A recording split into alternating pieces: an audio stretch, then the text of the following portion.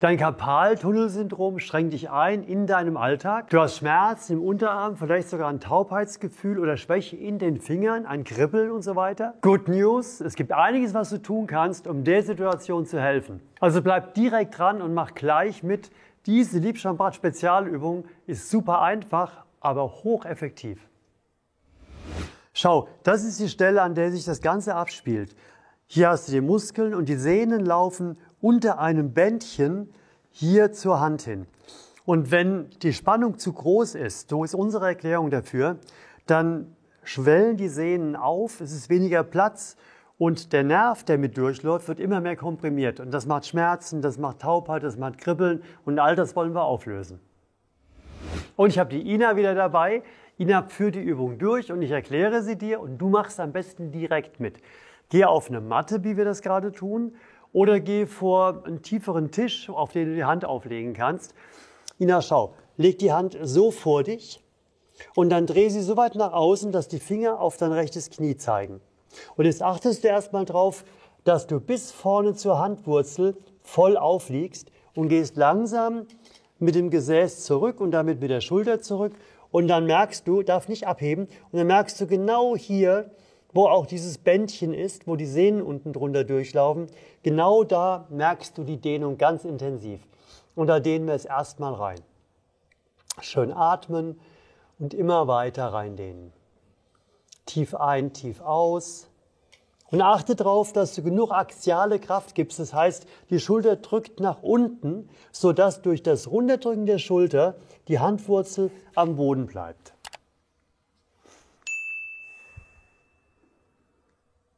Programmiere den Körper insgesamt auf Entspannung, indem du lächelst. Ja? Schön entspannt. Und dann merkst du ja, Stückchen für Stückchen kannst du mit der Schulter noch ein bisschen zurück und das immer weiter extremieren. Schön hier überall aufliegen. Und jetzt machen wir unser Krafttraining. Das geht jetzt so, dass die ganze Hand, also Handfläche, Finger und Fingerspitzen, wollen in den Boden rein. Drück mal richtig fest gegen den Boden. Ina, richtig fest drücken. Richtig fest drücken. Und noch ein bisschen fester. Und noch ein bisschen fester. Und ein bisschen locker lassen und weiter zurückgehen. Aber hier muss noch Kontakt bleiben. Ja, ganz selbstkritisch bei dir zu Hause gucken, ist wirklich hier der Part noch auf der Matte oder auf dem Tisch. Und nochmal, mit allem Handfläche, Finger, Fingerspitzen drückst du fest gegen den Boden. Als wolltest du so den Boden rausschaufeln ein bisschen. Ja? Richtig fest dagegen drücken. Und locker lassen. Und jetzt, Achtung, jetzt gehst du so weit zurück, dass hier abheben muss die Handwurzel und die Fingergrundgelenke, das sind diese Gelenke hier, dass die aber aufliegen bleiben. Ja, ich helfe mal der Ina. Guck mal, hier, da musst du unten bleiben, aber dort hebst du ab. Und jetzt merkst du, die Dehnung geht noch mehr in die Finger rein. Auch wieder durch das axiale Drücken dafür sorgen, dass die Gelenke am Boden bleiben, die Fingergrundgelenke. Und immer so, wie es gerade geht, noch ein Stückchen zurückgehen. Schön tief ein, tief aus. Du wirst gleich merken, das ist eine super effiziente Übung. Und immer ein bisschen steigern und den Muskeln, den Sehnen, den Faszien Zeit lassen, um nachzugeben. Und jetzt fängst du an, bleib in den Gelenken unten. Und du drückst mit den Fingern. Du drückst mit den Fingern, als wolltest du in den Boden rein. Richtig fest mit den Fingern drücken, als wolltest du in den Boden rein. Und locker lassen. Und guck mal, ob noch ein bisschen mehr jetzt geht. Ob noch ein bisschen mehr geht. Und nochmal. Die ganzen Finger drücken in den Boden rein. Drücken richtig fest in den Boden rein. Richtig viel Kraft, Ina. Strengst du dich schon an? Ja. Okay. Okay. Richtig fest reindrücken. Und wieder locker lassen. Und noch ein bisschen weiter in die Dehnung reingehen.